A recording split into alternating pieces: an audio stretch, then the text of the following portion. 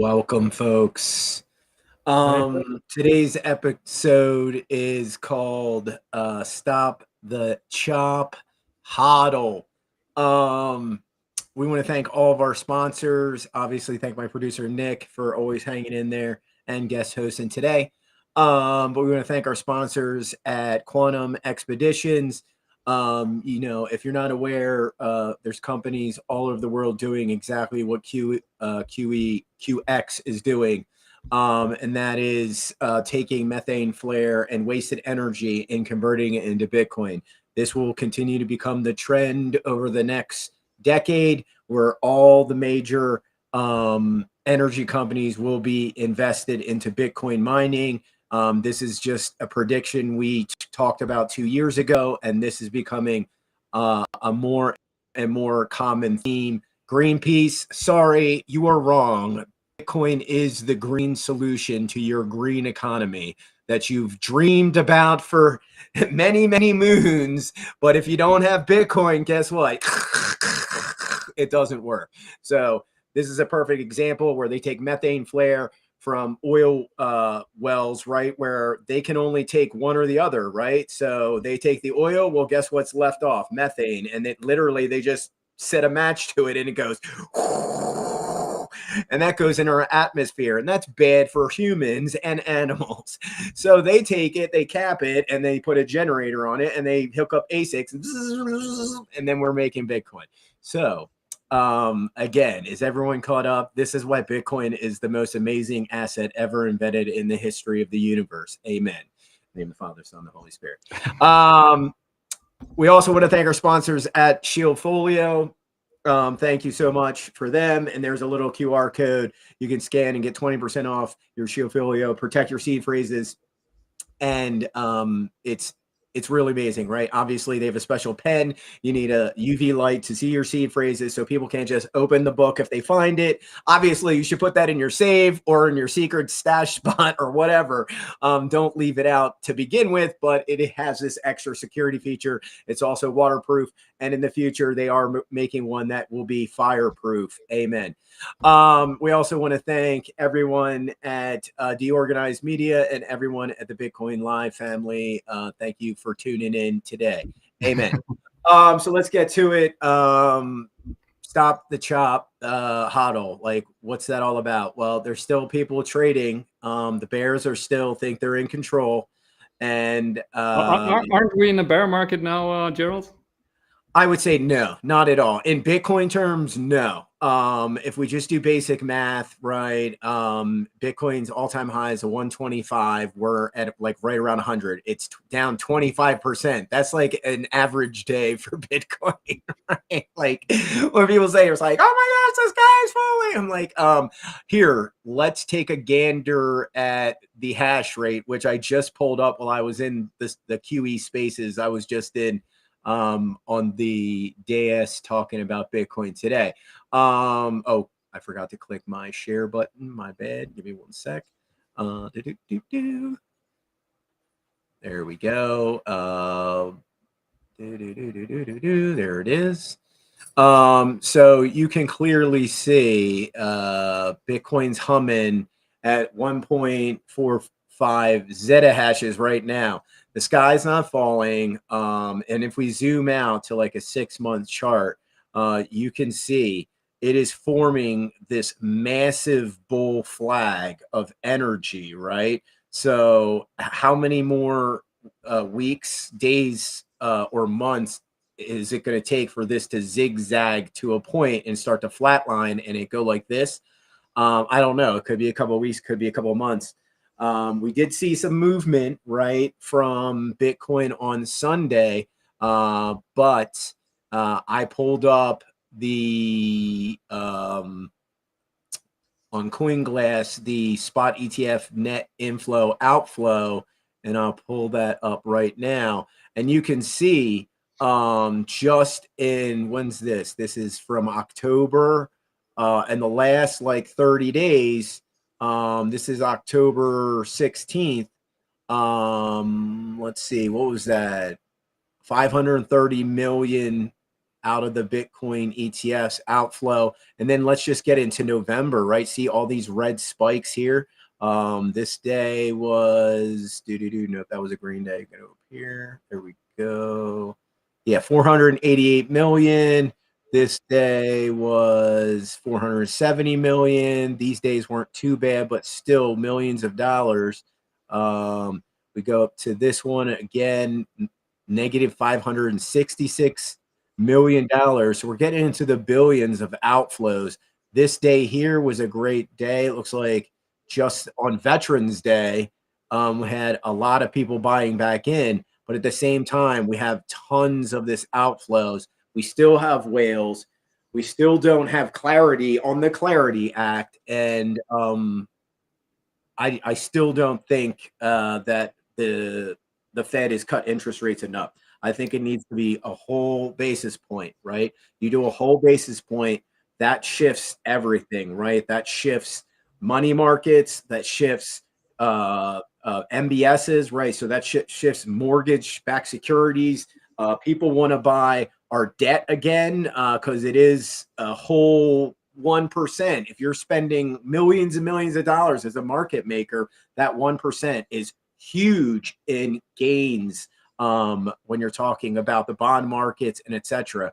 So don't you also think like because the Federal Reserve hasn't started quantitative easing yet, right? I think they'll stop quantitative tightening on December 1st. That is sort of their target. But yeah, they've already been printing money. They just, I don't think you're correct. I don't think they've sent it out to the central banks yet. They're kind of sitting on this pile of cash. And what's funny is we talked about this a couple of shows ago, right? Like why Warren Buffett got downgraded, right? Is because he's sitting on a ton of cash. And even the credit agencies know that's not a smart move right now when gold's going like this and Bitcoin's $100,000+ a coin. It just doesn't make sense to be sitting on the worst asset that's in the field to invest in. But yesterday, or I think the day before, I sent you the interview, the latest interview with Michael Howell, right? The sort of liquidity guru. Yeah. And and he sort of told the story, right, that you already see the repo market spiking, right? That there are sort of failed transactions going on and more frequent. And basically they put like, I think $20 billion into the repo market in order to stabilize it. And I think another 20 billion went there. But basically he's saying it has to be like 10 times that amount in order to really stabilize the situation. But the Federal Reserve and Team Trump both don't want to do quantitative easing because the Federal Reserve doesn't have the mandate, they say. And Team Trump doesn't want to do it officially because they don't want to eradicate Main Street because of a K-shaped recovery. So both groups are not willing to, increase the Fed's balance sheet, even though if they don't, and the repo keeps spiking, you risk like a flash crash or worse. Yeah, well, the Fed's already said they're going to increase their balance sheet, and they have been. So that's going to continue to happen. The repo market's correct. They always alert the teams that run the Fed, right? There is the plunge protection team, and they're fully aware when these kind of things happen that their job is to come in and scoop up some bonds. And now that they've got the green light, we have that shielding on the markets that Bitcoin doesn't have. And that's what the main thing I want to point out to everyone that's invested just a couple $100 ever in their entire life. This is what makes Bitcoin far superior, right? There is no plunge protection team, right? Yeah, that's super liquidity sensitive, right? It's the most exactly. It's super liquidity sensitive, and at the same time, we just saw multiple billions of dollars being dumped in the ETF. We have multiple billions of dollars being dumped by solo whales here and there, and it's still around 100K. The sky's not falling, right? Be patient. This is literally Larry Fink trying to control the price of Bitcoin and tax harvesting, right? And no clarity in the Clarity Act yet. So All these centralized exchanges are going to keep doing their wash trading with all these coins and sucking liquidity out of these markets against us, right? So until they introduce that and say you can't stop doing that, well, those centralized exchanges like Binance and et cetera are going to keep doing it. And BlackRock's trying to tax harvest right now, and at the same time keep Bitcoin's price right around 100K because they want the asset to look desirable. They don't want it to be at 125K because that doesn't bring people to the table, right? They want people to go, oh my gosh, there's blood in the streets. Well, that's when real investors come to the table. They don't come to the table when Bitcoin's at 125 or 135K. That's when the smart money starts to walk away from the table and take some profits. If you are a trader. And that's the other thing is we talked about this in the last show is that the bears, there's still a whole mess of bears that think we're in this 4-year cycle, which we all know there are bears right now who think we're in a bear market. Yeah, and we're not. Like, you're crazy. 25%. Let me just break this down. 125 to 100, that's 25%. This is not a bear market. Bitcoin, I've seen Bitcoin go from 60K to 15K. I've seen Bitcoin go from 20K to 3K, right? That's a bear market. This is not a bear market. Literally, I've seen Bitcoin go from $20,000, right, to 3,000. That's literally like a 90% withdrawal, right? Like, that's pain. Going from 125 to 100, and you think we're entering this bear market. Clearly, you aren't good with numbers and math and don't understand that unless it's a 50% pullback, it's not a bear move for Bitcoin, right? Unless Bitcoin goes to 60K, don't talk to me about bear market days, right? This is like literally the big news of today. The Czech Republic is stacking sats. Yeah, pull it up. I'm sure you have it somewhere up there. You're smiling.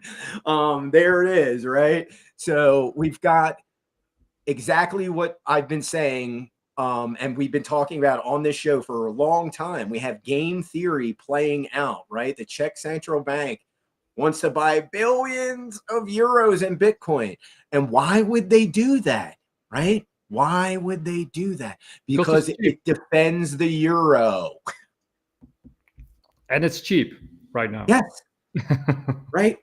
Your euro will go to zero if you don't have Bitcoin to protect it. That's why the dollar has been hedging so well, not because of oil anymore, right? It's because of Bitcoin. And all these stable coins that are built around the unit of the dollar, right? This has been protecting the dollar for 10 plus years, right? Czech National Bank purchased $1 million worth of Bitcoin.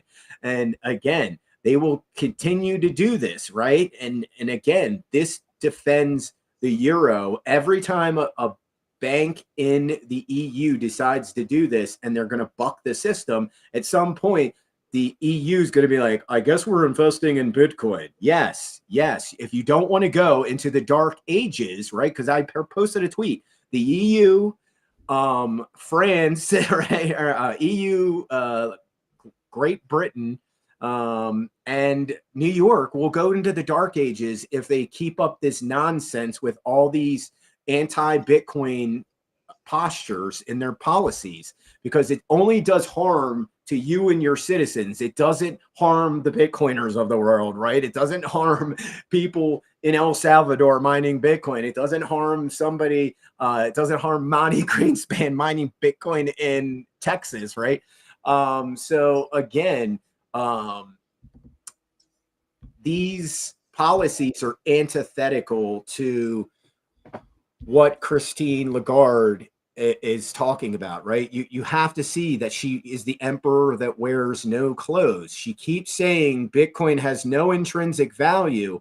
False. It's backed by megawatts of energy, gigawatts of energy, right? We just saw Bitcoin's hash rates 1.145 zettahashes of power. Christine Lagarde, are you paying attention? It's backed by that. That's what it's backed by.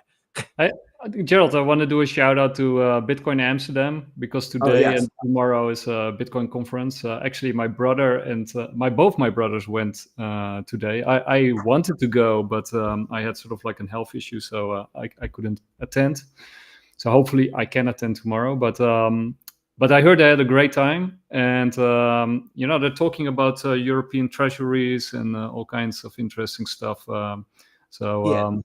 The one thing you can count on is that the Dutch are smart. Our whole damn government is built around the Dutch, human rights and freedoms. So the Dutch have to come to terms that Bitcoin, like I've said this many times, is sent by God, right, to protect us from the debasement of fiat currency, right? It is truly a incorruptible money. And who is the most incorruptible thing ever, right? Who can, and Bitcoin can go to infinity. Who's the only thing that can go to infinity? So again, you can keep denying it all you want, but the Dutch will realize this is truly freedom money, right? And there are some parties that know about it, but they are small. But they're not the people in power yet, right? That's the bad part, right?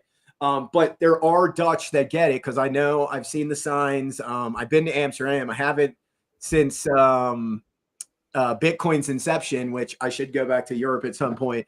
But I truly think with Bitcoin and the Lord, we're going to have this super revolution, and we're just in the birth pangs of that revolution right now. And that's why the markets are so murky. Right? Like I said, the Clarity Act is forcing all these centralized exchanges to play these phony games, right? Like look at Zcash. I don't want to talk smack on Decred, but there's like all these coins like pumping like rando out of nowhere, right? And I get it, they're privacy coins and privacy matters. You should be focused on privacy, but out of those, I would pick Monero and Litecoin over everything else. They're doing great too. I mean, especially Monero. Monero again has pumped pretty hard over the last 6 months or so, and will continue to pump. And the reason why we don't see it in Litecoin, and I think we're going to see, and I haven't brought this up, but the reason why we're going to see Bitcoin kind of sideways chop some more is because Square, that was the other big story, and I have that story pulled up right here, has launched their Bitcoin payments, right? So this is great news. Oh, didn't I click share this tab? Wait. Okay, my bad. So again, this is great news for the ecosystem, right? Now there's literally 4 million Square terminals that can receive Bitcoin payments. And I know there's people out there that they can take USD too. It's like, who cares? Stop complaining. Shut the F up. The fact that now people can buy coffee with Bitcoin, that's what everyone wanted from the beginning. That's what Satoshi dreamed of. Gerald, that coffee is very expensive. Oh yeah, obviously, yeah. All the drama with people. And guess what? Some of those people were obviously engagement farming, but guess what?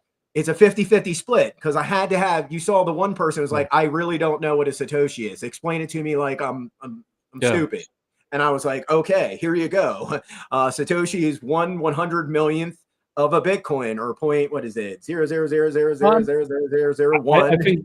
I think that whole discussion will also help a lot of people see the light that you don't need to buy a Bitcoin, right? That you can actually buy sats, right? I think many normies don't know that you can actually buy sats.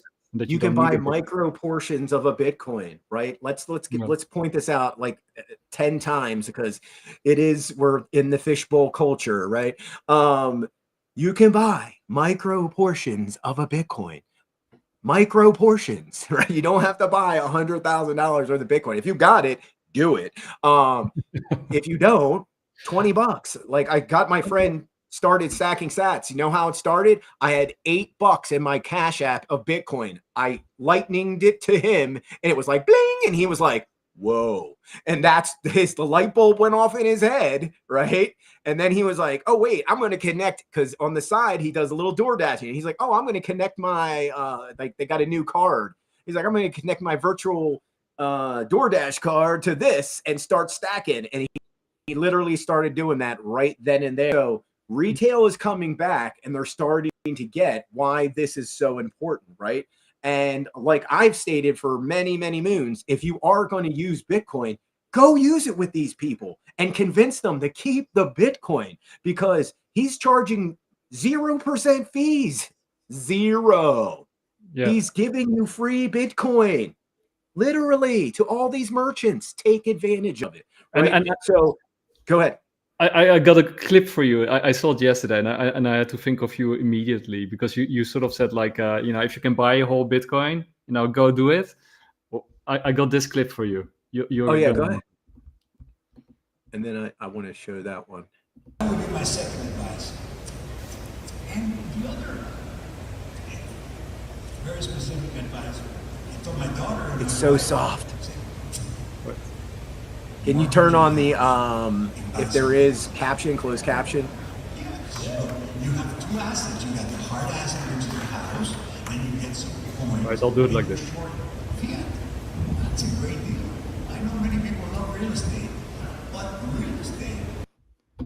Yeah, it's basically Richard Salinas. I think he's like a Mexican billionaire, and he basically he's super rich. Yeah, and I think there's this event in El Salvador at the moment also.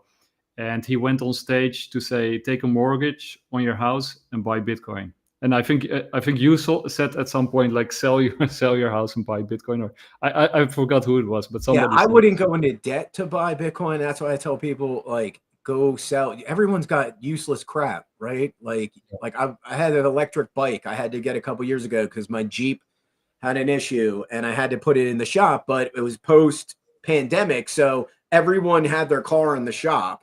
And literally the Jeep dealer was like, yeah, it's going to take might take 2 months. And I'm like, what? So I had to get an electric bike to ride to work for almost like a month and a half or so before I got my car back. So that's sitting down there. I've been trying to sell it for months, to sell it for Bitcoin or Litecoin, one of the two. And I haven't. Oh well. But yeah, everyone's got useless crap sitting around. They don't use, sell it, get rid of it, buy Bitcoin, buy Litecoin. And I know there's always going to be people that say, oh, Litecoin. No, trust me, it is the most used crypto. And that's another thing I was about to lead into. Don't be surprised if, there's a lot of these merchants that will take the Bitcoin and hodl the Bitcoin and eventually learn to put it in their own cold storage wallet. But a lot of these people are just going to convert it back to cash. So we're going to have a lot of churn from that. So just be aware that could lead to Bitcoin chopping a little bit longer than we want. But the good news is there's, look at this map, right? That this is the map of merchants that want to be on the map, and it's 50 pages deep. So Square's dev team is about to be mad busy, adding all of these people onto the Bitcoin map. I've already opened, I live in the middle of nowhere, Central Oregon, right? So I've already opened the map here, and there's 2 to 3 merchants that already accept Bitcoin. So this is a big deal. Pay attention, right? We're in the beginning phases of hyper-Bitcoinization. Like I said, I think this is the pandemonium and the birth pangs of the Bitcoin revolution, right? Like, we're here. You have to be patient. We have countries like, we're stacking, we're mining, we're stacking, we're mining. Are you paying attention, y'all? Like, it's not going to 20K. Like Tate said, like, are you crazy, crack smoker? Until I see the hash rate take a fall off a cliff, I'm not, it's not happening. We might see the 90s again. That's very probable. We might even see top of the 80s, 88, 89. But I don't think we see 26K or 50K, 60K, or even 70K. And also, right, we just mentioned that the Federal Reserve is about to start quantitative easing, and we stated that Bitcoin is liquidity sensitive. And people like Michael Howell and Luke Groman and Lynn Alden, they all point out that they have to print very shortly massive amounts of money, in order to keep this ship floating. So, 1 and 1 is 2, right? I mean, it might take a bit longer. Maybe it will be January next year or February or even March, but it is coming. And I think when it's coming, they have to print way more than during COVID, I imagine. Yeah. Let's see. And the longer they wait, the more they have to print, right? Because well, again, they've already said that they're going to print like 1.5 to like 3 trillion, and whatever they tell you. And I've been saying this since 2008. Times 10. Yeah. Well, no, it's times 3. It's roughly 3. And it might that magnitude could increase. But it's usually roughly 3. So they tell you 3, it's going to be 9. If they tell you 2, it's going to be 6, right? And that's just how it is. I'm just telling you, like 2008, they're like, oh, we're going to print 3. And it was like close to 10, right? Like, yeah, that's a little bit more. I'm just saying. And then, we have the banks, doing their silly games. Like they've been buying commercial properties and houses for everything. And they've been doing it for, what is that? Like almost like close to 20 years, right? And this another having a negative impact on the markets, right? When the markets are like this, no one wants to buy homes. No one wants what's that do? Okay, well, it backs up everything in that chain, right? From the money lenders to the mortgage people to the contractors that get these huge, massive investments, Home Depot, Lowe's, trains that move all that stuff, right? Like it all starts to back up, and that's when the economy just starts to go, oh, no. Yeah, and Michael Howe also pointed out that China and America are in a sort of a fight, right? Because China and the BRICS are trying to launch this gold-backed currency, so they're very much invested in the price of gold. And please do. Please do.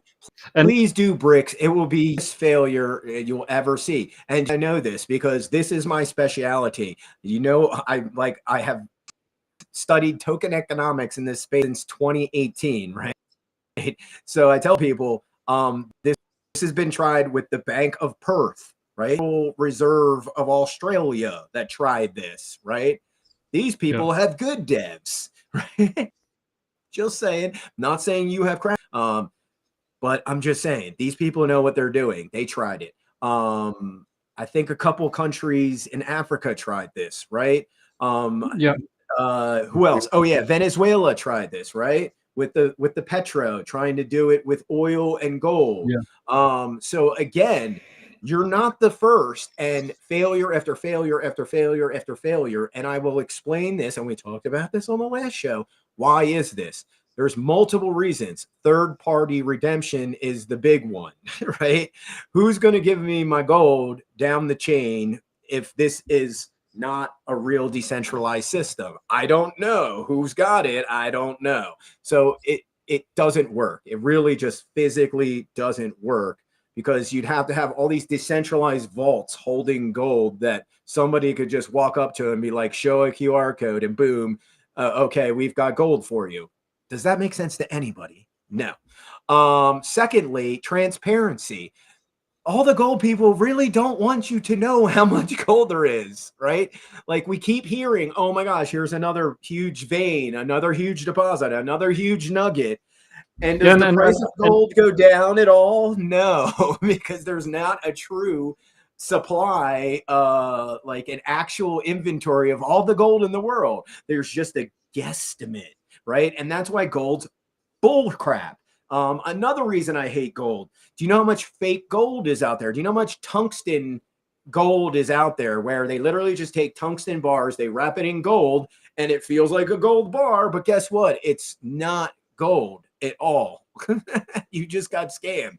This cannot happen with Bitcoin and Litecoin, right? And you'll never get 16 karat Bitcoin, right? Go ahead. Sorry.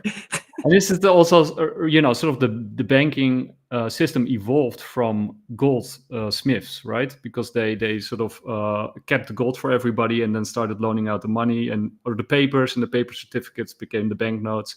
But basically, what they found out was that they didn't even have the gold that they promised, that the certificates that they gave the gold holders. So basically, it's already, so the banking system, where it went wrong with the banking system, already went wrong with the goldsmiths like centuries ago. Yes, exactly. There we go. We've got it. Proof again in the analog realm as well, right? From coin clipping to this example to et cetera, et cetera. But what's where they go ahead. But and then of course also even China is sort of trying to fabricate gold through sort of these Large Hadron Colliders, right? That they're sort of stabilizing a gold element. I think. Oh, dude! I found out gold grows on trees just the other day.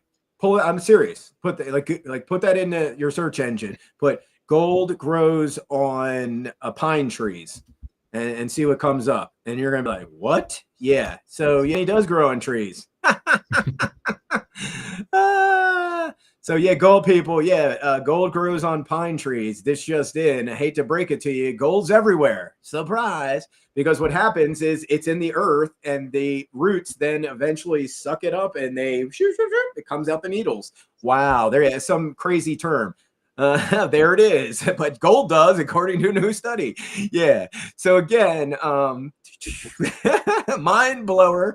Gold does grow on trees, and again, I hope they don't start chopping down huge swaths of forest. Don't do that, because you're not going to get much. It's like little teeny dust particles of it. But the point being is, gold is everywhere. Bitcoin is scarce. Yeah, gold is only as scarce as they tell you it is. So and having a transparent network that tells you exactly how many gold bars there are and how many gold coins there are, it makes that system not work. Hello, is anyone paying attention? Like, it's like, yeah, and I mean, they tried it. As soon as they can produce gold, then they're not going to tell you that they can produce it, right? So imagine that China is able to, conjure up gold. Alchemist style, then they're not going to tell everybody like, hey, we can actually produce it out of thin air, right? China's coffers will be infinite. But Michael Howell wanted to say is actually, because the BRICS are invested in a gold standard, or not really gold standard, but that they're leaning on gold, and America is leaning on Bitcoin. You have this battle going on between sort of the BRICS trying to undermine Bitcoin and cryptocurrencies. That's why they're also into quantum computing and that kind of stuff. And America is trying to undermine the gold price, or at least stabilize it and keep it under control. So there's also this sort of tug of war going on between the price of gold and the price of Bitcoin, right? Because again, I said gold topped out at 43. We pulled up the chart. We called it right on the head. You were with me on the show. The next day, what happened? Shoo! I think within 2 days, gold lost $1 trillion from its market. Bitcoin's never done that. This is what people should be paying attention to. That's a massive amount of money to leave your markets, right? I'm glad it's stabilized for you. I'm holding at 4K. That's awesome. But you have to be paying attention. $1 trillion left your market. That's like half of Bitcoin's market cap walked away, right? In a few days. So all those people, yes, you were exit liquidity. You bought ounces of gold or grams of gold at $300 more spot than you should be. And if you would have just waited 2 weeks, you could have got it for 15% discount, right? Like, that's pretty dang good. But this is how the markets work. The markets feed off your fear, right? FOMO is a killer, right? Do not FOMO into any green candle. This is my first lesson I teach anybody when I'm teaching investing, right? If you're going to be a green candle chaser, enjoy pain the rest of your life, right? I'm just saying, I've done it. All the smart investors have done this experiment. Okay, I'll green candle chase. Let's see what happens. And you get a little pump, and then your exit liquidity. You're literally exit liquidity. And everyone who's had that experience knows exactly what I'm talking about. You bought your little bag of this stock. You bought your little bag of this altcoin. You bought your little bag of even Bitcoin, and goes up a little, and that's because there are massive whales out there that have all these positions and all these stop losses and all these orders set, and they can move the markets around.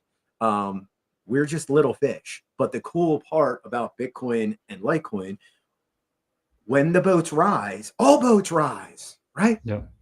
Yeah. When the tides come in, everyone wins. It's not a pyramid scheme, right? That's between the pyramid scheme and these assets. When the tides come in, all tides rise. When the tides go away, all the boats go down, right? And that's just comes with the territory, right? You have to understand that this 25% dip in Bitcoin is nothing. This is a walk in the park for the OGs, right? I'm like, oh, it's still 100K. I literally considered just taking several hundred to $1,000, just buying more Bitcoin, but it looks like it might go down some more, right? And I have to look at it technically and be patient. Anytime you're about to like go buy any asset, look at the chart. And I know if you're not a chartist, we talked about Alessio Rastani. He's probably one of the smartest chartists in the world. I tell people, look, we're in total concurrent right there. Matty is a very good chartist. Since I've studied from both of those guys, I am a really good chartist. And when I post a chart up and I put a circle and I put it up or down, you should be paying attention. That's all I'm saying. And we did this with gold, and it looked like Bitcoin, right? We all were like, this looks like a Bitcoin chart. You better be running away from that party, not to that party. And that's what the market makers see. So they see that huge green candle, and what comes, all these shorts, right? All these gold people, the gold bears come up, right? And the gold bears place all these shorts, and then they move the price down. And then as soon as the price shifts just 1 or 2%, anybody longing gold, all the gold bulls, they get whacked, right? Yep. And that's when we start to see the volatility start to creep in. And that's where gold is. But I think we're still, even though gold isn't as truly scarce as everyone wants it to be, the market makers make it appear that way, right? And that's the huge difference between Bitcoin and diamonds, Bitcoin and oil, Bitcoin and gold. Bitcoin's supply is always going down. It will always go down, right? I mean, it's all on the blockchain, so you can it's all on the blockchain. And supercomputers, again, I don't know how many times I got to tell this to people, like some of the best quantum computers in the world, right? I'm a researcher. I research this stuff all day long, right? Literally. The best supercomputers in the world are like 6,000 qubits. We talked about this on the show. They decrypted what was it, like a 6-bit key or something? I don't know.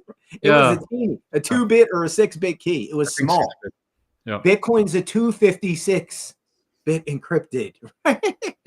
Let's be very clear. You'd have to have 100 million qubit processor to roll back the blockchain, okay? 100 million qubit processor. And then to boot, I just started learning about quantum processing, so I don't know a ton. I'm not an expert in the field by any means, even though I am a polymath. That's not one of my fields. But what I've learned is that anytime you're using a quantum processor, the atoms like break down and they have to be replaced. So think of 100 million qubit processor. You've got to have something that can recycle new atoms back into this chain, right? Into this chamber, into this system as they're being destroyed at like a super high level. Do you know how much energy that would take? Hello, are you paying attention? Right? You guys are way talking Star Trek crap, right? Do we have these Gerald. lithium crystals yet? No, we don't. So when we have, that's the biggest problem with the world right now is bandwidth and power. And we don't have enough of it to even roll back the dial. We don't have enough of it for the servers and the AI centers they want to build right now. But go ahead, sorry. Yeah, the counter argument, or at least what people would say is like, but you don't know what they don't show you, right? That there might be like even bigger quantum computers, or what I also hear is AI is getting smarter, like with the Moore's law. So every 2 years AI has a IQ jump of like a couple of 100 points. So it will just hack Bitcoin in like 2 years or 3 years or whatever, how many years, because it's like on a hockey stick. These are these are the arguments. Again, until I hear they can decrypt a 256-bit key, I'm not worried. right? And no one should be. Again, you know who you should be, what you should be worried about? Your effing bank account. That can be cracked with just a couple of AI tools. Hello, right? Like your PIN number is a 4-digit number. Do you know how easy that is to smash through with like a couple of hacking tools? Like 30 seconds, bro. Yeah, no, and we're not even talking about quantum computers. If you want to get quantum computers, all the banks in the world are done. Bitcoin and Litecoin remain, right? Like, let's be very clear. Are you paying attention? The banking system is done with supercomputers and quantum computers. They can be like, there's already Swiss cheese as it is, right? We talked about this on the show like 10 episodes ago. I think maybe 6, 7 episodes ago. And on top Eternal of that, Blue, right? Eternal Blue is this tool that was created by either the NSA, CIA, the Defense Department. Nobody's really sure, but it turns any Windows system into like God mode. You can do whatever you want. So nothing's safe unless it's Bitcoin or Litecoin. Sorry, go ahead.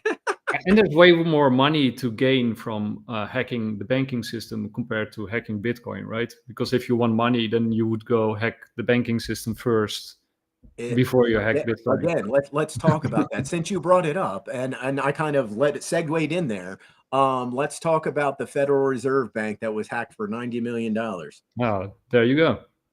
You're like, wow. Yeah. And guess what? It was like, not like, it was a low end hack, right? Social engineering. Yeah, it was done through social engineering. Someone left a password somewhere, and that's how they got to the Swift computer. And if I remember correctly, I pulled up your share screen, so. Yeah, I'm looking at, of course. No. Can I, in the meantime, play a clip from Michael Howell? Yeah, definitely. Because, you already mentioned the Clarity Act, right? So because most of these laws and regulations, as you always say, like it takes time for them to implement them also, right? It usually takes a year after they are ratified in order for them to also implement it. So that will be next year. And of course, the stable coins. But apart from that, you also have the system that is going bankrupt and they have to print large amounts of money. Moving at least sideways for the time being, if not totally. Well, I think let's get the perspective. I think over the next 12 months, I think I would at best see a range-bound equity market. And we know that, equity markets tend not to stand still. So there's clearly downside risks, particularly if policymakers make mistakes. So that, I think, is clear. In the longer term, because equities are a liquidity-sensitive asset too, and I'm suggesting we need lots of liquidity because we've got lots of debt, whether we like it or not, and that debt is growing exponentially, we're going to be in a world where there's a lot more liquidity, and therefore equity prices will go up. Bonds will be, will lose their value. I'm not keen on bond markets, apart from a very short-term defensive move. But I think bonds in the long term are not. And, maybe this is the wrong analogy, but it's an analogy that is extremely apt, is look at what happened in Germany after World War I with hyperinflation. You had a situation there where if you were a bondholder, you lost almost all your wealth, and that tended to be the middle classes, and particularly the older generations. They lost most of their wealth. And who gained from that period, because it was clearly an income redistribution, it tended to be the younger generations who, despite the fact their peers and their parents said, or rather their parents and grandparents said, don't invest in equities, these are crazy investments, okay, go for the safety of German government bonds because they've always paid out. That was such a bad investment recommendation, but it draws a parallel with what's happening now. And people are saying, don't invest in Bitcoin or cryptocurrencies because these are crazy investments. Nonetheless, they've done extremely well, and they seem to be inflation-proof. And that's the parallel I would draw. Now, I'd stop there because there are a lot of unfortunate analogies if you start to extrapolate that German experience. But yeah, you want me to extrapolate from that? Yeah, well, what does it mean? Bitcoin's going to infinity. And if you want to read a good book, When Money Dies. when money does, it's really good to do. But again, this is where we're at, right? Like Bitcoin is at some point, you can't hold that beach ball under the ocean for much longer, right? I don't know if it's a couple of months, but it's being suppressed. Again, all signs point to just be patient. But I did find that article. It was a Bangladesh bank, and here it is. Also known as the Bangladesh Bank. Cyber heist was a theft that took place in February 26. 35 fraudulent instructions were sent by security hackers via the SWIFT network. And like I said, it was because they had the password, right? Let's see, SWIFT network to illegally transfer close to $1 billion from the Federal Reserve Bank of New York account belonging to the Bangladesh Bank, the Central Bank of Bangladesh. 5 of 35 fraudulent instructions were successfully transferred, transferring 101 million, with 81 million traced to the Philippines and 20 million to Sri Lanka. So again, you're worried about quantum computers and Bitcoin. You should be worried about quantum computers and the Federal Reserve SWIFT system. It's toast with the supercomputers they have right now. It's toast. Are you listening? Yeah. So if hackers get a hold of any of the supercomputer networks that are available to them, like Torino is one of the biggest ones. And if somebody just got into that, they could shut down your economy. And you're worried about Bitcoin? Hello. Don't be worried about Bitcoin. Satoshi thought this out. It was sent from God, right? Like, do I need to point out that another reason I think this is because I was watching a documentary on Leonardo da Vinci, had nothing to do with Bitcoin at all. Invisible money. Yeah. And it says, those will, I think it is, invisible coins will make wealthy to those that spend them, or something like that. And it's like, what? I'm sorry, what? And I've shared it many, many, many times on Twitter. I'll continue to share it. It's saved in my favorite photos for a reason. How would he know about Bitcoin 490 years ago? But then somebody how would many say, years ago he said that. people would say he was talking about something else. Yeah, invisible coins. That's pretty specific. There's only one thing in the world that's an invisible coin, and it's Bitcoin. Obviously, all the other cryptos are technically invisible tokens. They're not coins, right? We've never discussed that on the show. Let's break that down for any newbies, because there's a lot of new people coming, right? What's the difference between tokens and coins? A coin is something that's built on a proof of work network, right? It's mined, and then when you receive either a PPS or you win the block reward, that is a coin. Okay. If it is built network like Ethereum, anything built on an Ethereum is an ERC20. That is a token, and that is not a coin. Ethereum used to be a coin when it was a mined coin, and now it is a proof of stake network. So Ethereum is now a token. See, it's downgraded itself, and it didn't even realize that, right? Like, nobody pointed that out, right?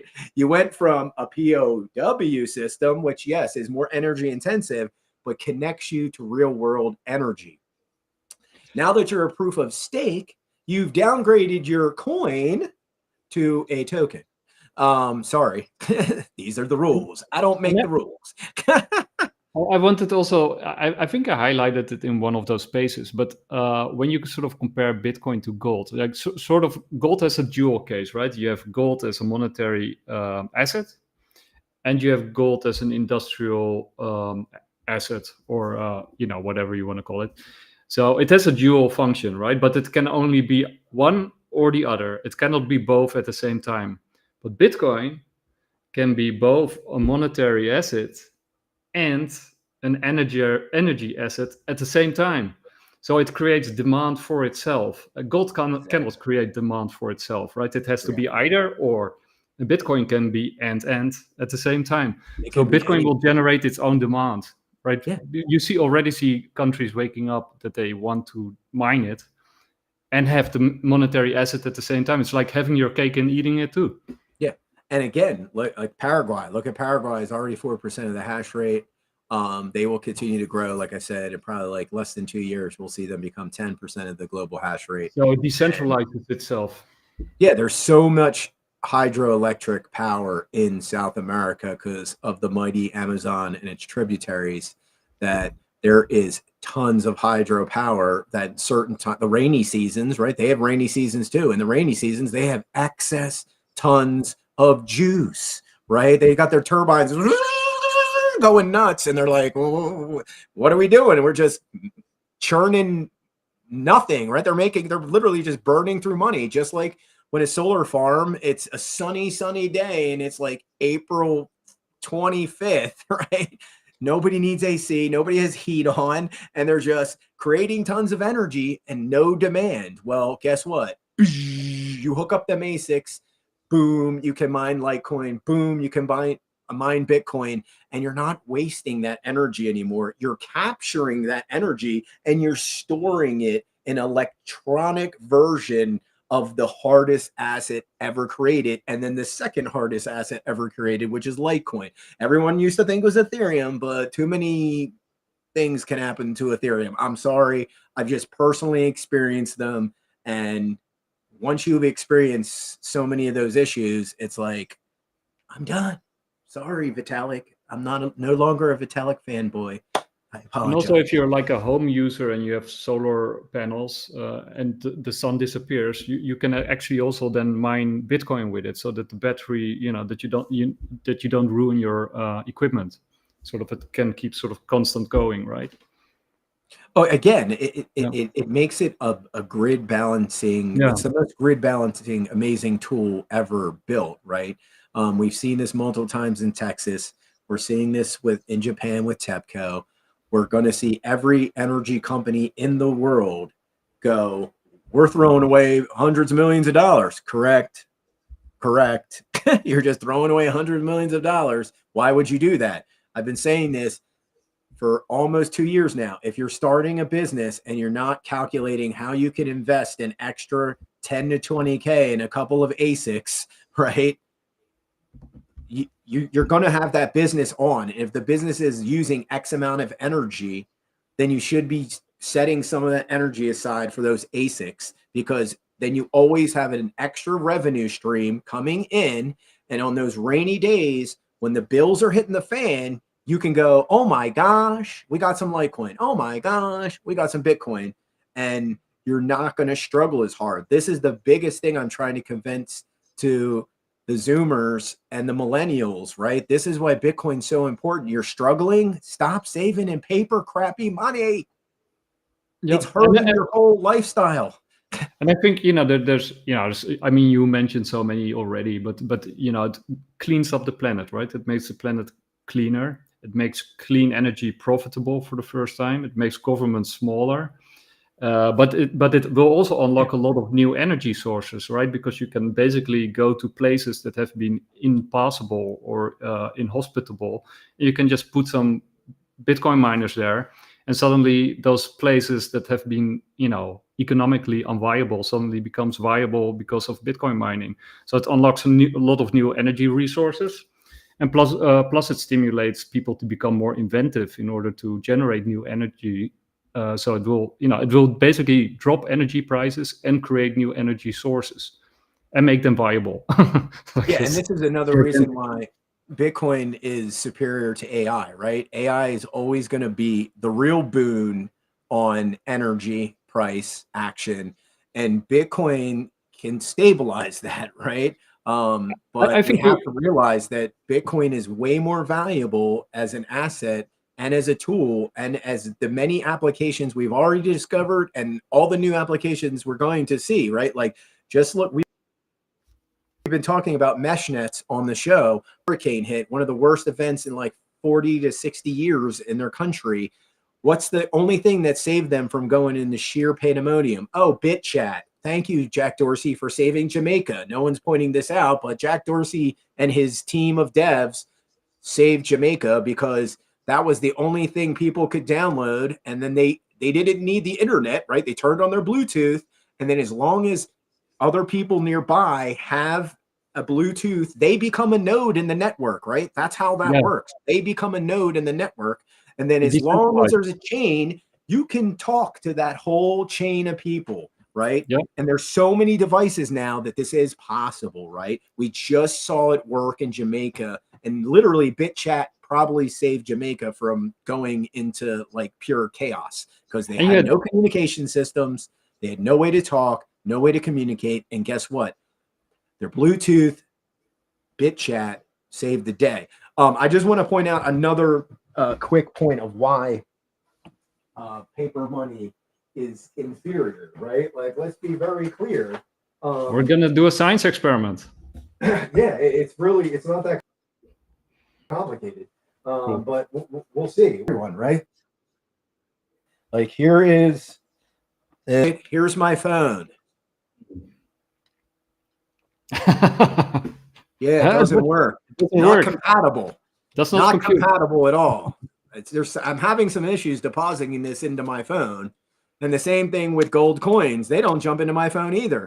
But guess what? Bitcoin has no problems living in this universe.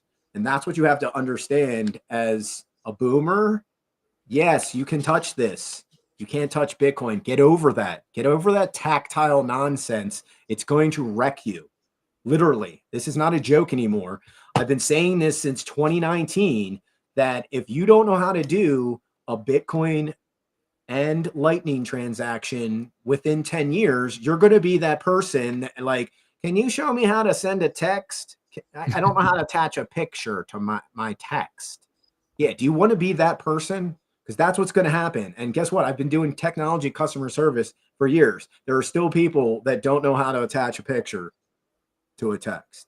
I know this because I've worked for Just Answer, right? They're like an online customer service, right? How many people? I'm like, can you just send me a picture of that? And they're like, okay, well, it's going to be kind of hard to diagnose the issue then, right? I'm like, I don't know what to tell you.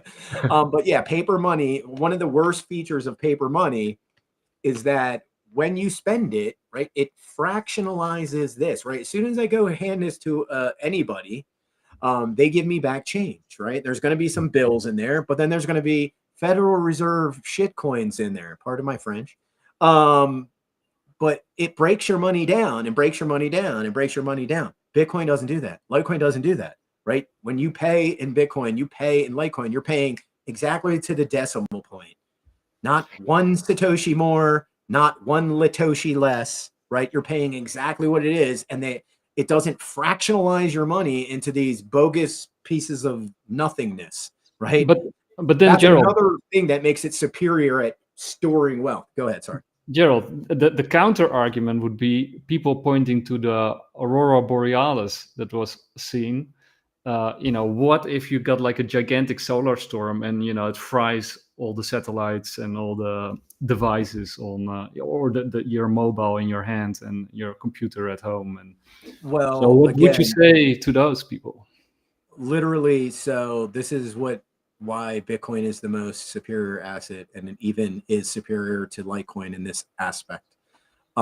If this happened, there are ways. If you have a generator and you have if you have a generator that can charge your phone, and you have a repeater and a ham radio, you can do transactions through ham radio operations, right? The Bitcoin can be used in literally no grid scenarios, right? No other money in the whole universe besides actual gold coins and silver coins can do this, right? When everything goes down, people can still use Bitcoin. Yes, it doesn't get a little tricky. Yes, it does. But it can still be done with ham radios and repeaters, right? I've seen it done multiple times. Is it can it be a pain in the butt? Yes. But now they have, there's a couple companies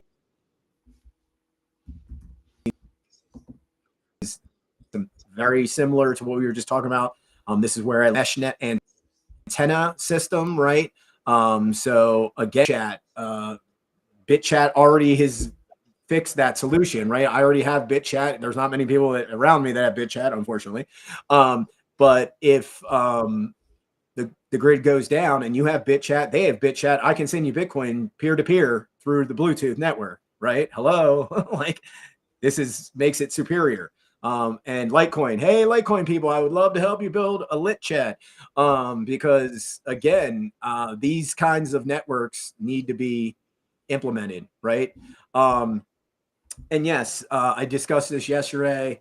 I'm one of the few analysts in the world that everything. But the reason why we're seeing these geomagnetic storms deeper and deeper into the United States is because the magnetic poles hit about 11 degrees during the Fukushima earthquake. That's why there's certain parts of the world people are like, why does the sun seem so damn? That's because you're now 11 degrees closer to the equator, and this is world we can see the aurora borealis in like the middle of Missouri. Time in Pennsylvania when I was in high school, I think I was like 14 or 15 years old, and I was like, that's impossible. And then on the news that night, they were like, if I happened to be outside, there was a rare occurrence where it ripped off the atmosphere and you could see the aurora borealis. And I was like, bang.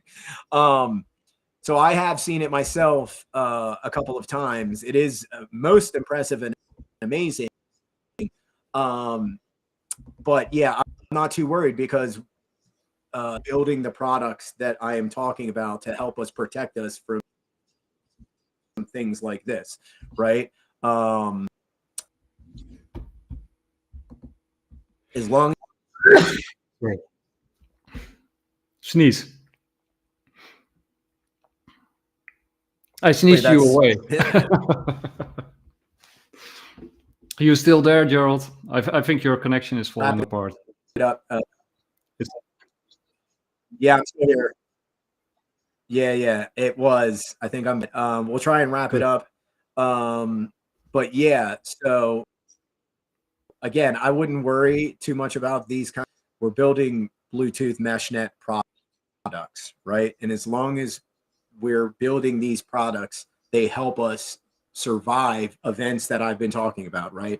And thank the Lord, Jack Dorsey and team did build BitChat just in time, right? Like it saved, where was it? Nepal, right? They used it in Nepal. I think they used it in Madagascar too, when they were having their little mini revolution. So Gen X revolution. Yeah, it's already helped several times where it's either been a national, like an actual, emergency due to a weather event, or it's been a national emergency due to unrest. Things go down, right? I shared that article the other day where in this region of Russia, they're like, yeah, we're just shutting off the internet. Sorry. Like, what? Like, this is why the Bluetooth and mesh nets are so vital. And as long as we have BitChat and more products that come online that are similar to BitChat, we'll be fine, right? Because we can do these transactions peer-to-peer. As long as our devices are charged, we can do these P2P, no problem. You have some eggs? Well, here's some sats. Boop, boop, boop, boop. Done.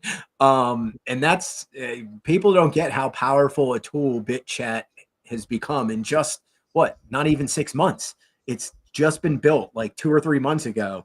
It's helped in multiple revolutions and saved a pretty much a country from falling into pure pandemonium because it knocked out, I don't know if you've seen maps, but it knocked out whole towns on that one side of Jamaica, right? They're gone. They're like parts of California from the wildfires. They're just, everything's leveled.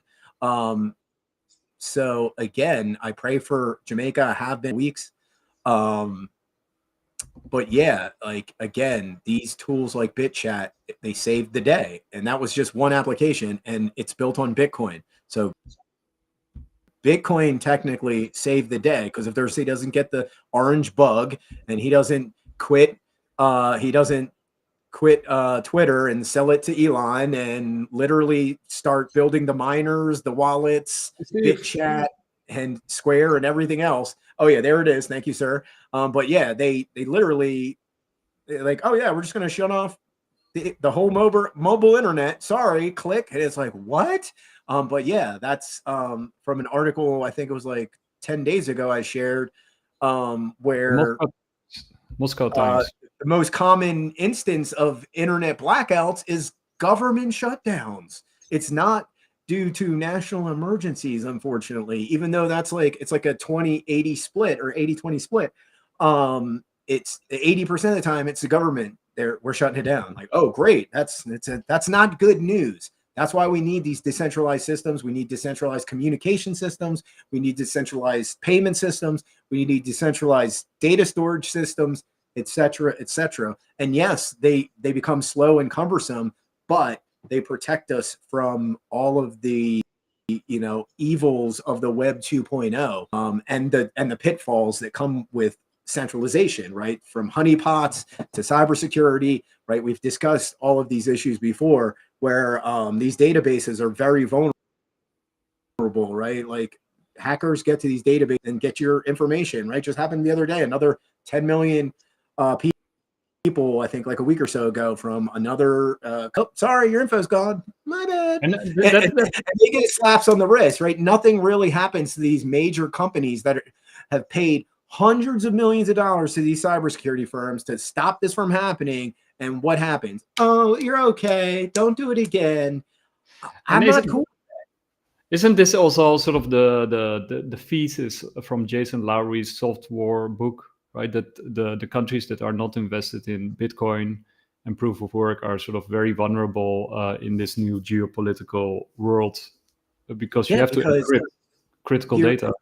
As you're starting to, you know, the energy companies, that's like the first foray, right, into this. As these energy companies do this, well, they're not only protecting their assets because they're not wasting that spent energy anymore, whether it's methane, wind, solar, whatever. They're not wasting it. It's getting generated into revenue.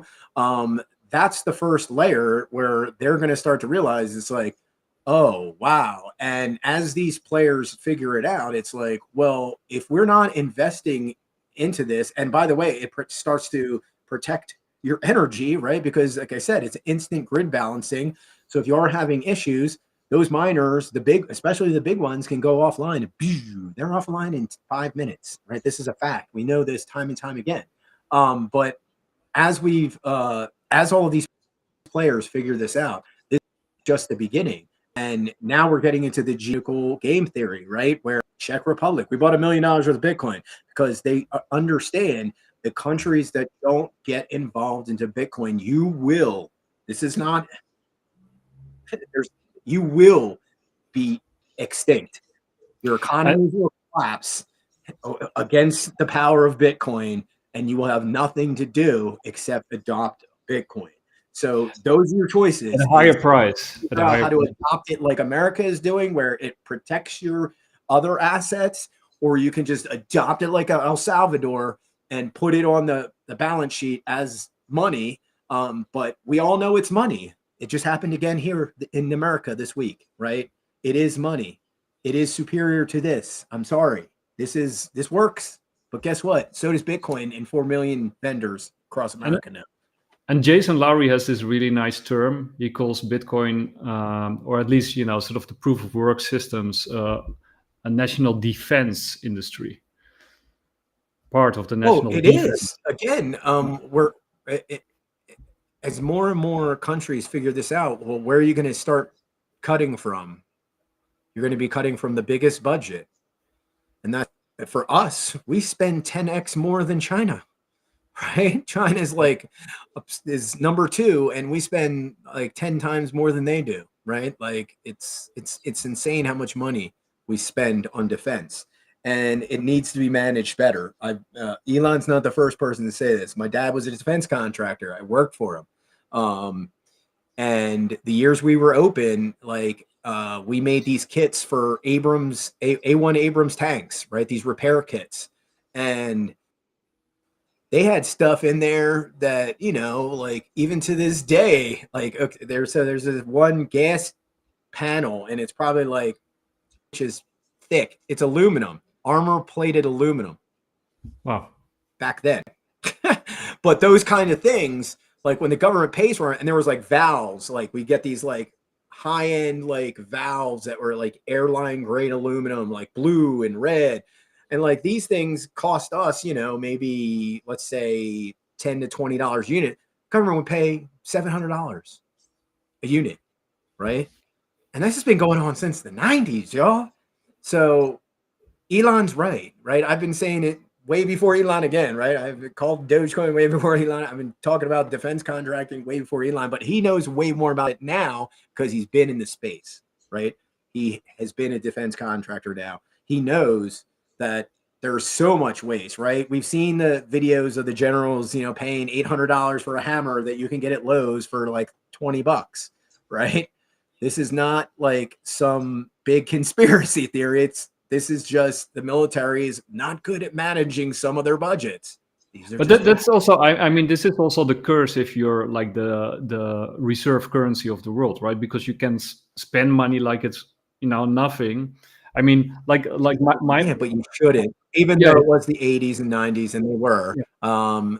But you shouldn't. Yeah. Like that's the whole thing of like if you want Keynesian economics to really work, right? The whole part of Keynesian economics, I've explained this several times on the show, is that yeah, you print more and you spend more and invest some, but when you stack some aside and you pay off your debt. Well, guess what? We never do that part.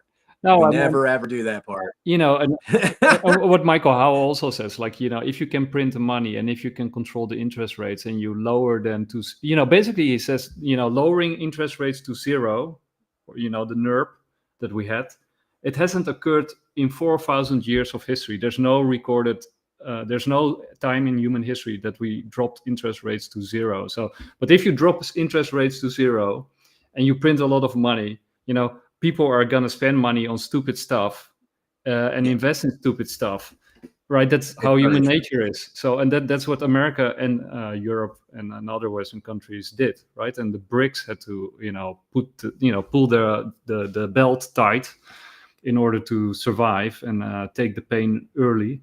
And now we're taking the pain.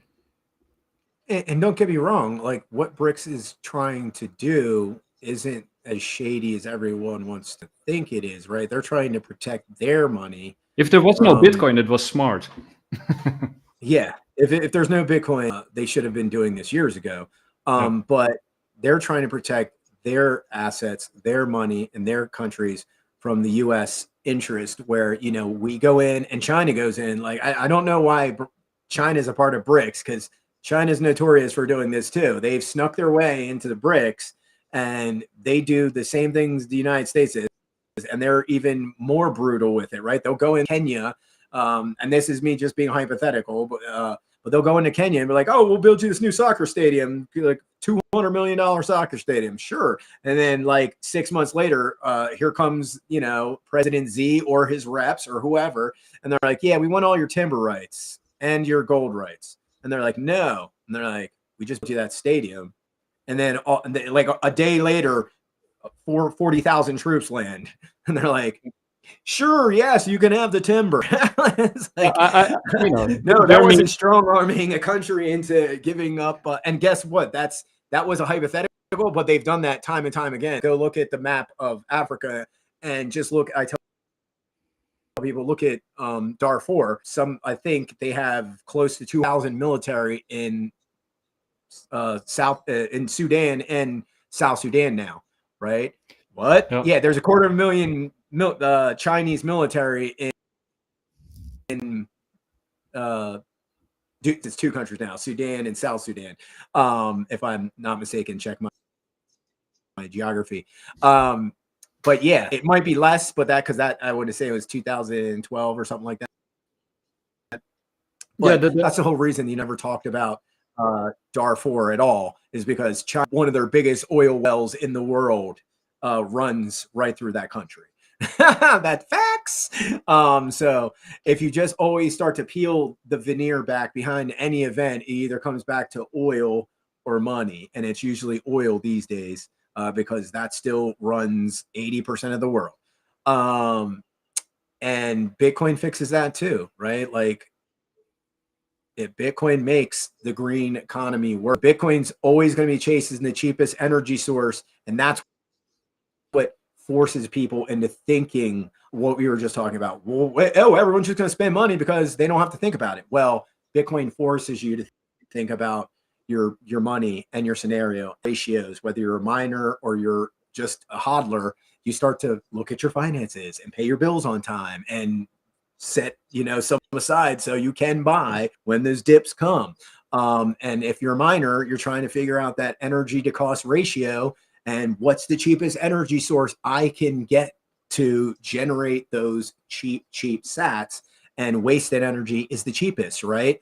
If it's completely wasted energy, well, yeah, you got to pay some overhead to get the methane generator and ASICs. But once you put the equation together, again, Bitcoin can be bootstrapped into the middle of nowhere, Texas oil field, which there's nothing else around, by the way. And boom, it's done in like 10 days if you have all the equipment and a good team, right? Boom. AI data center can't be built like that, right? You can't just go roll up in the middle of the Amazonian and like, hey, we're going to put a couple of river turbines in here and we're just going to hook like 2 ASICs for this village of like 100 people. You can't do that with AI, right? You can do that with Bitcoin, right? That's what Quantum Expeditions is doing. That is what many energy companies across the world are figuring out, right?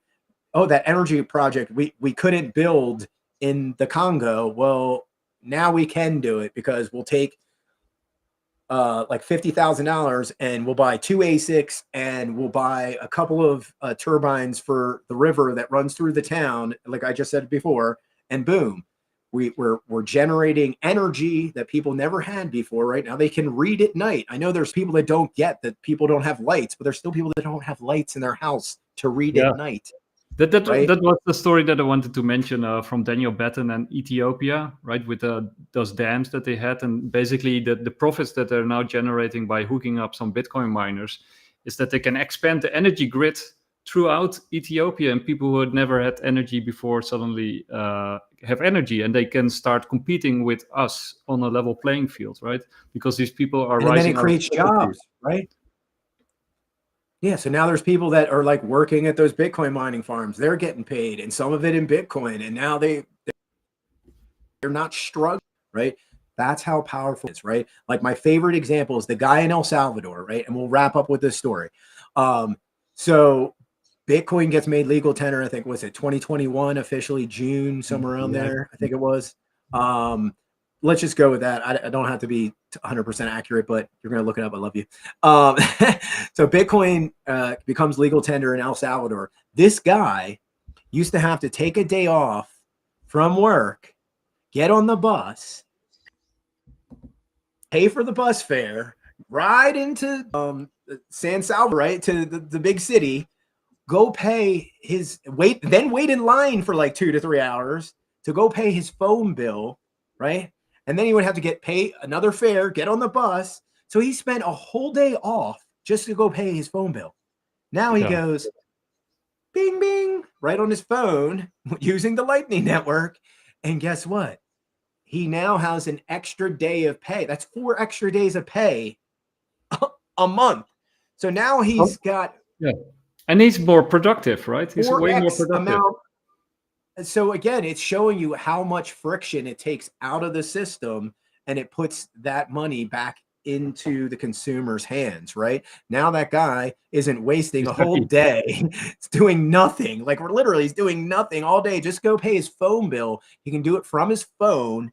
And now what? Oh, he can make more money, and he's more productive, and he's wasting less, and he's a Bitcoiner, and he knows a lot more than most of the people on the planet. But go ahead, sorry.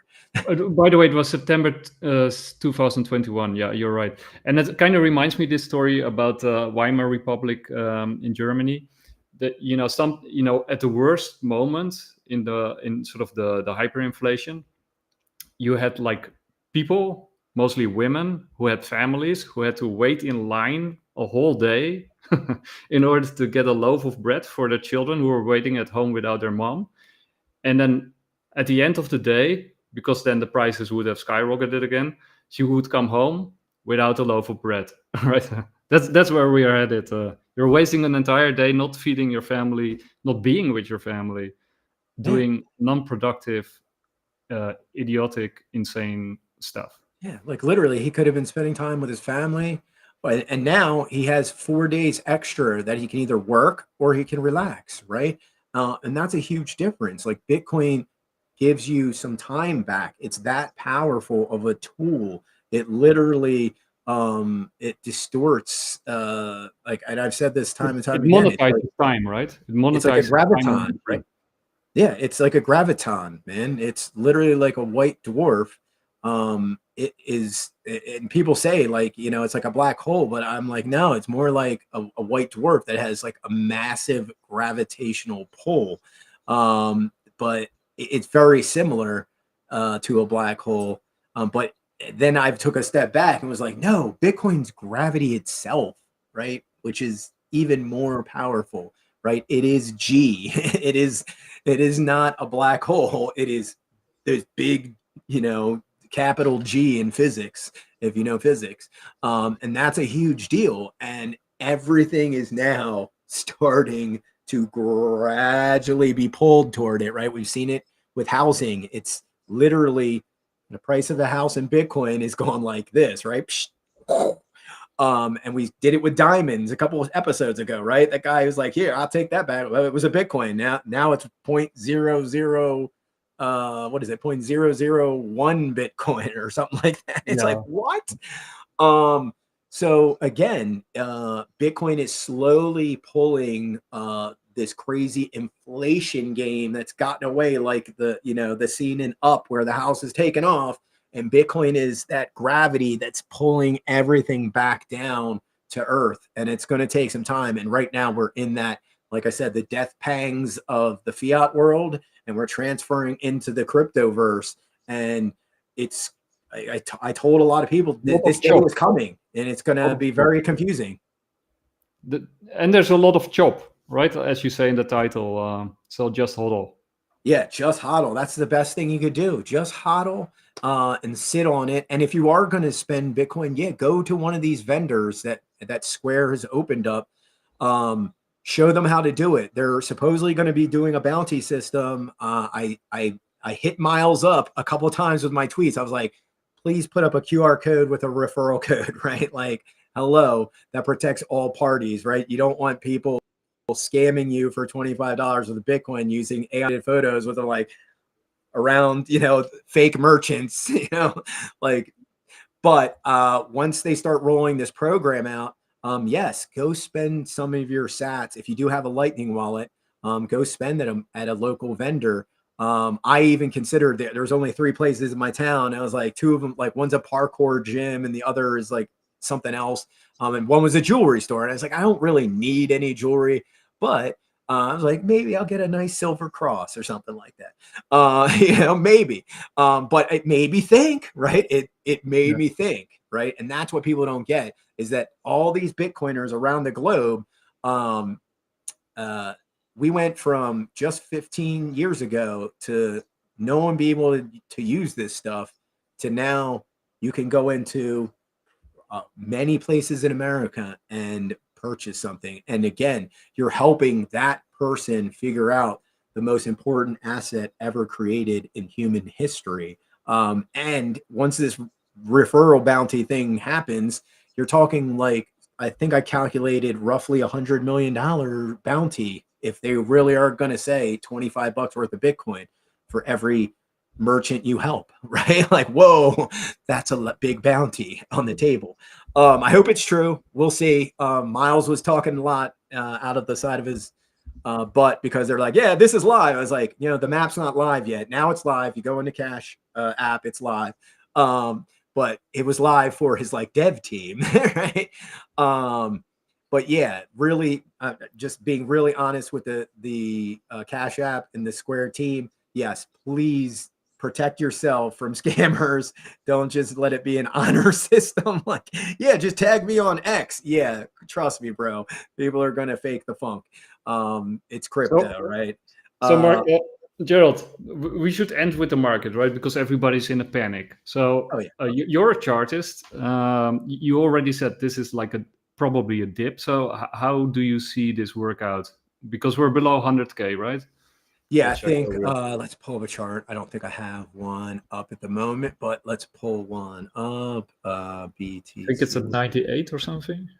Well, like I was saying in the show, we're right around 100. Do we go below 100? Don't be surprised. Will it be a short wick and then boom? Well, let's take a look. I'm pulling up TradingView right now, and I want to look, in multiple time frames because see if we're looking. Oh gosh, dude, them with their ads. Here we go. So this is just the daily chart. The daily chart looks horrible, right? Look at it. Yep. Oh, yeah. It's going down into the right. Let's look at a weekly chart. Yeah, weekly chart looks worse. Monthly chart, not too good. 6-month chart, not too good. Year to date, not too shabby. 1 year. Okay. Oh, I thought it didn't move. It says 11%. It was like 5%. Oh, okay. It really doesn't look like it moved, did it? No, not really. But these are the charts you got to look at. See, 5-year chart. Does it look bearish? Not really. All-time chart. No, does not look bearish. But this, could we be trying to print another bull pennant? It could be.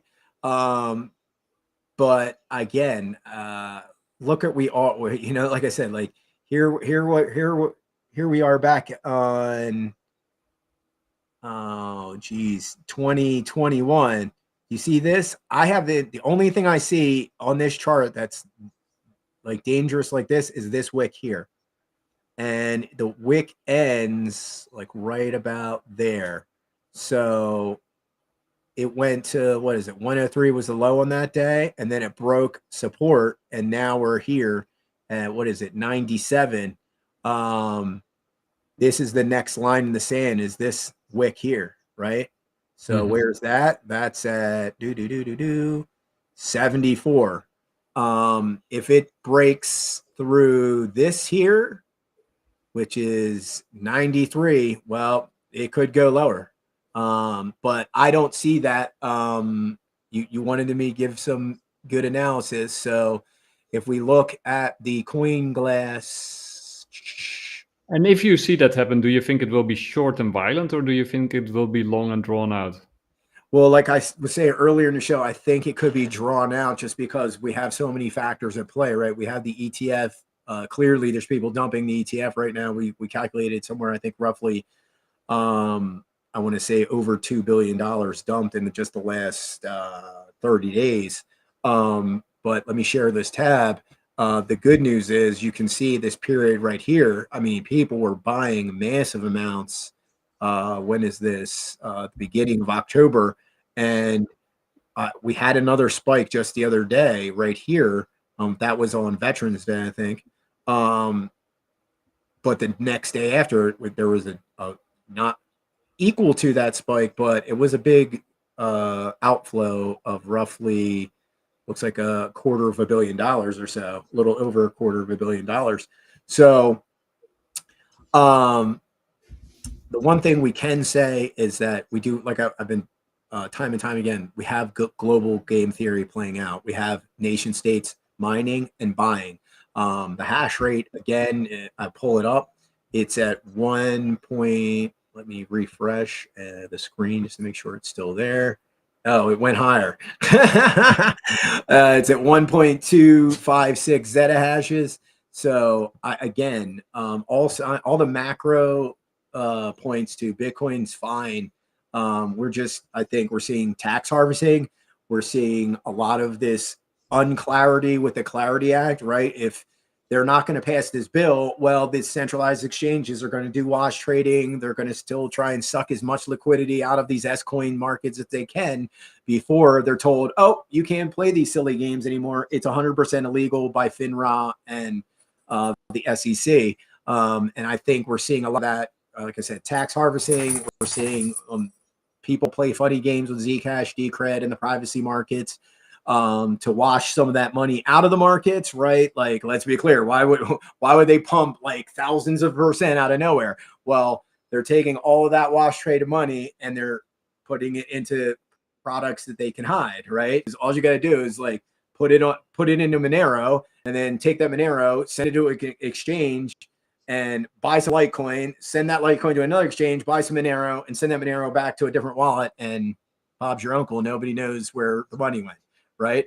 And you can do that with Zcash too, and you can do that with Decred, and you can do that with Litecoin using Mimblewimble, right? Because if it's got the MWeb wallet, all you do is you just take some of that Litecoin, you just convert it into MWeb dollars, as I think they're technically called, and you send another MWeb address, convert it back to Litecoin or back to Monero, or whatever you want. And do you think this will also be sort of like a reason to crack down on these projects? You know, like another. Well, again, like I said, once the Clarity Act gets passed, I think we're going to see a purging of the markets, and I think this is the precursor to that. And then the most important thing of the news of this week is that now people have to realize you should be a hodler, right? Like, there's 4 million merchants across America that you saw. There's 50 pages of merchants that want to be added to the Square Bitcoin map, and that's just going to grow exponentially. So Bitcoin money, you should be off zero. Matty said this in the spaces just before the show. I'm saying it again. Please get off zero. That's why I forced my friend into getting sats. And the easiest way to force somebody to getting into Bitcoin, just give them like $5 to $10 worth of Bitcoin. And if they're like 50 or under and they know technology, the light bulb will go off, right? And once the light bulb goes off, the orange pill has been taken, right? And that's where some of your friends and family in that circle, if you don't, they will get wrecked. The dollar is going to be fine for a while now because they're going to build these Bitcoin products that like Bitcoin bonds that protect the dollar. When are they coming? I don't know. Yeah, I don't know. But the safest way to protect yourself from any type of debasement is literally just stack sats, right? And if you're going to spend them, don't sell them back to Larry Fink. Sell them to the little coffee shop down the street, the little taco truck that's around the corner, because that's who needs the Satoshis, not Larry Fink and those billionaires over there. The people that have zero Satoshis, they need them the most. And Blue wants to say hi, get a little shot in. Hi, Blue. So one final question, and then we'll wrap up. Thank you for the kisses. If Bitcoin goes down, what do you expect the Bitcoin dominance to do? It's been hanging tough. I mean, BTC dominance has been hanging like right between like 60 and 65%. So I think it's going to maintain those levels, like we said in previous shows, where it's just going to keep going up as the altcoin markets either keep getting pushed down against it, and until its dominance comes off like 10 to 15%, the altcoin markets are going to just like bleed into nothingness. And that's just how it is. There's just too much demand for Bitcoin right now, and a couple of other alts because they've opened the ETF floodgates. XRP. Like XRP, Solana, Litecoin. They're like we said in the last show, they're picking the winners and losers. And there's a lot of people realize they're on the losing side of bet. If you have Bonk or any one of these crappy meme coins that's got a trillion supply or a quadrillion supply, get out of that. and on that note, there's one more thing. Both Lynn Alden and Michael Howell, and I think Luke Roman also, they point out that this QE cycle will be different because it will be run by the Treasury and not the Fed. And when the Fed makes QE, it goes everywhere, right? It's sort of like a hose, and they hose money all over the place. But if you do it with the treasury, you can direct the money where you want to get it, right? So like what you said about, which coins will be picked. If you have a treasury and you do QE through the treasury, you can actually pick the coins that will make it, and keep the rest standing dry. Yeah, and that will be the big news that we look for next, because like we said, going into 2026, the Fed will be expanding their balance sheet. If they start adding crypto assets to that balance sheet, well, look the F out. Look the F out, because we just saw Czechoslovakia is doing it. We know that most of the Middle East is about to say, oh yeah, we already been stacking, right? From Saudi Arabia to the UAE to Qatar to Yemen. The list is endless of all these countries are going to be like, oh yeah, we stacking. Everybody. And again, in another like 6 months, every country in the world is going to be like, yeah, we get it. If you're the people, like you're going to let your government take the wealth that's deserved for you? No, again, like I said, don't sell your sats back to Larry Fink and crew. Sell them to somebody, around the corner that needs those Satoshis, right? Coffee shop, taco truck, or just store. Or just hodl them and keep them in self. Yeah, or just hodl them. But I'm saying if you are going to sell, because that is a form of selling, because we're transacting, right? Because you're giving your Satoshi to somebody for goods and services, and we hope they keep them. But like I said, there's an option to liquidate it right into USD. And guess who gets those sats then? Square does. So we're going to see Square become this massive company, obviously, because they're going to absorb lots of Satoshis that people just don't get and don't want. And Jack is more than happy to take those sats. And that's what people don't realize, that Jack has created this super massive Bitcoin funnel for every company that he's created. That's why he's 10 times smarter than Elon Musk will ever be. Elon Musk, you have amazing rockets. I love your cars. I have one. But Jack Dorsey is clearly, when people say, oh, this one's Satoshi or this person's Satoshi, the only person I think that comes close, and he's not even like in the right like time frame and all that, technically, is Jack Dorsey. Besides the person I mentioned in my article. But he gets it, right? Like he's built miners, he's built a wallet, he's built Cash App has Lightning and Bitcoin payments. Square can now take Bitcoin and Lightning payments. I'm pretty sure it's just Lightning payments. But the point is, every business he's made, he's converted into this massive Bitcoin funnel. And to me, that's mega genius. I'm just saying. And on that note, we'll wrap it up. Again, name of the show was Stop the Chop, HODL, right? And that's what it's all about. Just put those Satoshis. If they're in your Cash App, I tell people, when you look at it and you start to break a sweat, right? It's like 1,000 or whatever it is. Yeah, start transferring some of it into your own private Bitcoin cold storage wallet. My recommendation is always Valet, because it's like probably one of the easiest to use on the planet.